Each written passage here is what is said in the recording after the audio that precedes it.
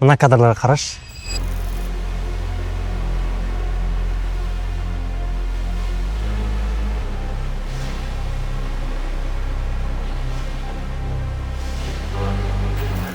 Бұл ешқандай Голливуд емес, ешқандай балама миллион теңге тұратын камера емес. Бұл жасанды интеллект. Және осы видеода мен саған осындай нәтижеге жеткізетін формулаларды көрсететін боламын. Қазір барлық дерлік адамдар промпт деген сөздің не екенін біледі және промптты жазу біледі. Бірақ 90% адамда нәтижесінде мультик немесе бір яичный арзан кадр шығады.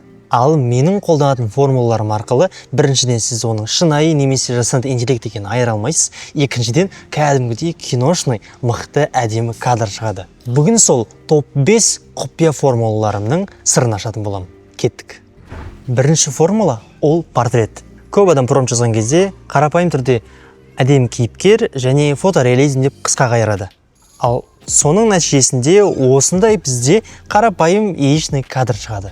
Ал бізге киношный кадр шығу үшін біз бет-әлпет текстурасын, жарық схемасын және түсіріп жатқан объектив диафрагмасын айтуымыз керек. Мысалға мен әзірге жаздым, крупность жаздым, одан кейін Рембрандт свет екен жаздым схемасын және қандай объективпен түсіріп жатқан 85 мм 1.8 диафрагма екенін жаздым. Толығырақ осындай промпт и нәтижесінде осындай әдемі кадр шықты. Қараңыздар, қандай контраст, қандай әдемі кадр, киношный кадр. Артындағы глубинасы бар, алдындағы контрасты бар, светтің тұрысы бар, текстурасы бар. Ау екеуін салыстырған кезде сіз қайсысына бірінші жасанды интеллект кадр екенін сразу білесіз. Біріншісінде түрі, текстурасы пластик екені көрініп тұр. Ал екіншісінде кәдімгі кино екені көрініп тұр.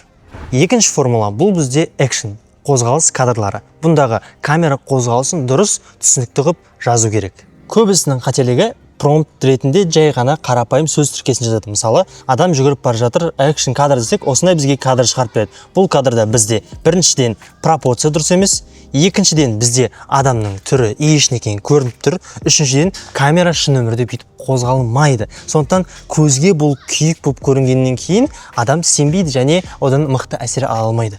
Енді біз промптқа одан да тереңірек мықты қылып жазатын болсақ, ол жерде FPS-не дейін, ол жерде камера ысыру қолмен түсіргенге дейін, motion blur бар екен, камера қалай басталатынын бәрін нақтылап жазып кететін болсақ, бізде осындай мықты кадр шығады. Біріншіден бізде пропорция дұрыс, екіншіден бізде камера ближний кадр аяқтан басталып жоғары қарай панорама жасайды. Солай өте қызықтырақ және адамның қозғалысы кішкене қолының аяқтың қозғалысында motion blur бар. Мысалы, шынайы камераға түсіңіз осындай көздің алдында қозғалып жатқан объекттердің бәрі бұлдырап тұрады.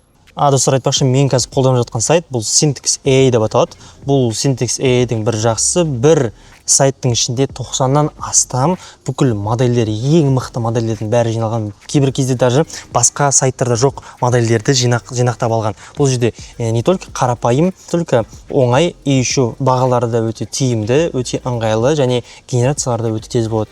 Қолданып көргіңіз келсе, қазір видеода өтіп, осы промпттар жазыларыңыз келсе, сілтемесі төменде тұр.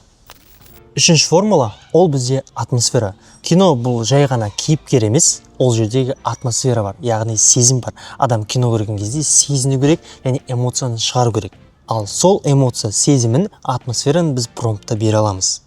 Мысалы, бізде қарапайым түнгі орманды көрсеткіміз келсе, біз қарапайым орманды dark forest at night moody деп жазсақ, ол бізге қарапайым бір картинка болады ғой, адамдар суретпен салатын. Сондағандай қылып қарапайым бір фото жасап береді. Центральная композиция, адам тұр ар жағында деген сияқты. Ал біз нақтырақ қандай объектив екені, қандай бликтері болатынын бәрін нақтырақ свет арқылы жазатын болсақ, бізге глубина, мизансцена арқылы осындай әдемі кадр жасап береді. Негізгі кадр киноларда цифровой камера, яғни RED, ARRI-ларға түсірген кезде олар аноморфты объективті қолданады. Аноморфты объективті көбінесе Netflix-тің фильмдерінен көре аласыз. Сол жерде өте шынайылықты, өте әдемілікті береді. Сол эффектті беретіндей осындай блик шығарады. Қараңыздар, қандай туманность. Бізде передний план бар, задний план бар. Одан кейін бізде объем бар, мына жерде туман арқылы. Одан кейін бізде мынандай блик бар.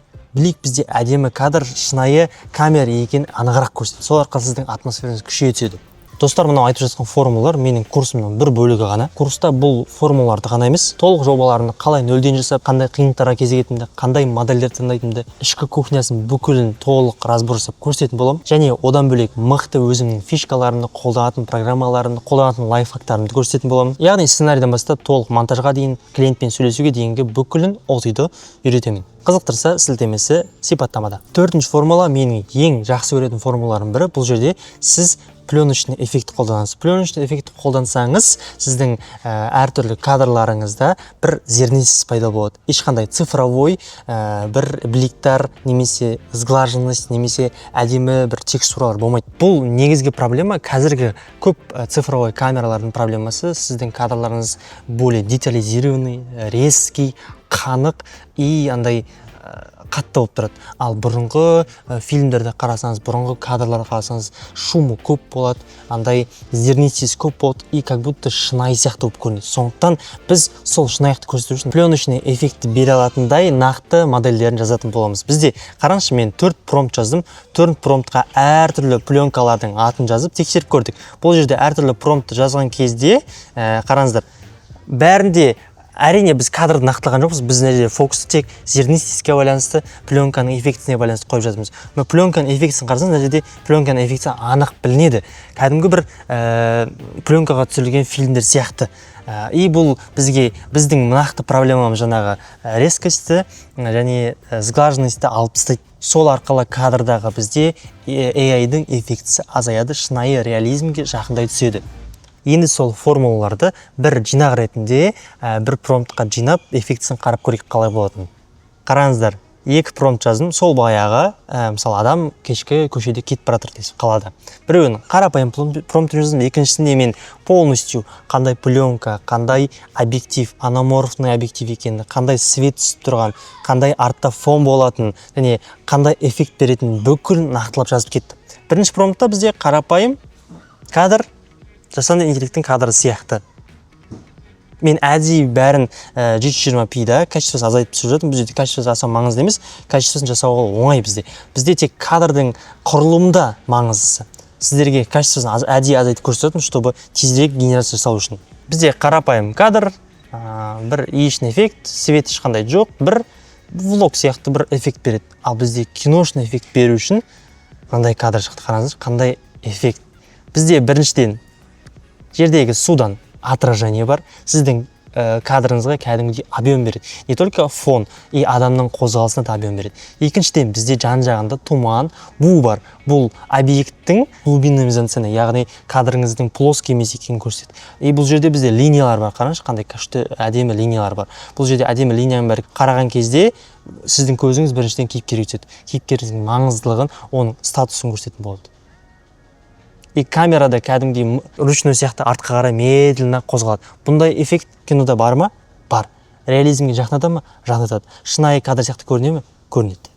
Қорытындысында осы айтып кеткен бүкіл формулаларды кейде мен жеке-жеке қолданған проекттерінде, кейде мықты ролик немесе видео немесе фото шығару үшін бәрін біріктіріп промптта жинақтаймын. Осы видеода қолданған барлық формулалар мен промпттарды мен астына сілтемеге қалдырып кеттім. Өзіңіз қолданып жүктей аласыз. Бірақ сонда да формуланы жай ғана көшіріп алсау ол бір нәрсе. Ал олардың логикасын түсініп нақты нәтиже көрсету ол басқа нәрсе. Егер терең үйренгің келсе, менің курсымда бірінші аптасынан ақ мықты нәтижелер көрсете бастайсың. Ол жерде қазір айтып жатқан формуланың бәрін 10 есе тереңірек талқылаймыз. Қосылғың келсе, курс жайлы толық ақпараттың сілтемесі төменде тұр, өтіп сол жерден көре аласың. Немесе тегін байқап көргің келсе, ол жерде мини курс батырмасы бар. Telegram бот арқылы тегін сабақтарды көріп, тапсырмаларды орындап, негізгі курсқа скидкамен қоса аласың. Пайдалы болған болсам, лайк басып, тіркелуді ұмытпаңыздар. Келесіде қандай тақырыптағы роликтерді көргіңіз келеді, комментарийға жазып кетіңіз.